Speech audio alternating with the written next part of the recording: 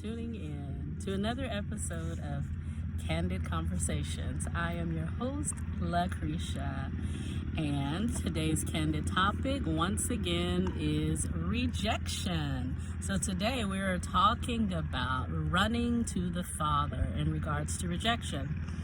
And some may be saying, Lucretia, here you go again, dealing with rejection. Well, trust me, it's not my preference. It's not really something that I just want to continue to deal with, but I know that it's a very hard subject, and apparently it's on the heart of the Father because I keep getting a ping in my heart regarding the conversation. And how do you eat an elephant? One bite at a time. So we are here, and I'm going to discuss today the prodigal son in relation to rejection. So in Luke 15:17, it says that when he finally came to himself, his senses, he said to himself, at home, even the hired servants have food enough to spare, and here I am in hunger. So the younger son had to come to himself. He was motivated by foolishness, and he was motivated by greed, and he had to come to himself. The natural father, just like God, loved him enough to allow him to rebel, even though he knew that that was going to be a costly decision. Rebellion had to run its course. Have you ever been rejected because of rebellion? Because of a decision that you made that was not necessarily the right decision?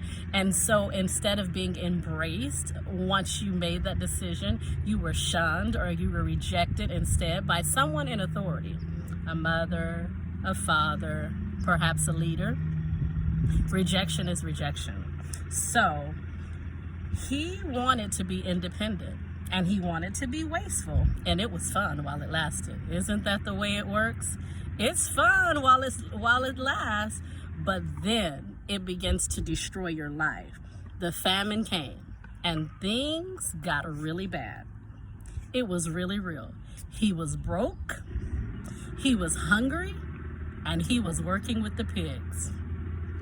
And no one in the world made it easy for him, just like no one in the world will make it easy for us once we make decisions. He was miserable. So his misery caused him to come to himself. And hopefully that's what our misery will cause us to do. Clarity in his thoughts finally happened. Sometimes it takes a while for clarity to come. It takes a while. So, but when he did come to himself, he knew the heart of his father. He repented deeply, and the father's love waited for him and never forgot, even though his son disgraced the father. He ran to the father because he understood the heart of the father. And that's what we need to understand today in terms of rejection.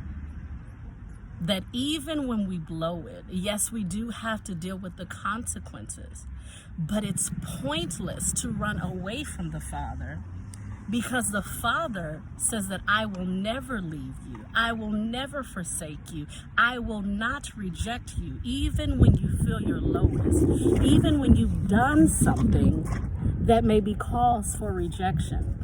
God is telling us that he will not reject us. He says, yes, I know people in the earth that they've disappointed you. And yes, they've rejected you. And yes, it did not feel good. And it's been a difficult time processing that rejection.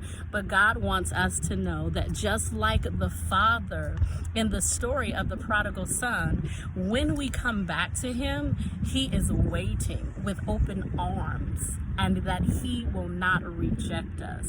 He'll embrace us fully, and he will help us to walk out those processes in life. So, when dealing with rejection, even when we've made foolish decisions, the best thing to do is to come to ourselves and run to the Father, because the Father says, I will not abandon you. I will not reject you. And he also wants us to know today that I am not the people who rejected you and let you down. This is Lucretia with another episode of Candid Conversations. Thank you so much for tuning in, for watching, for subscribing, and sharing with your friends who may need to hear about rejection today. See you next time. Bye-bye.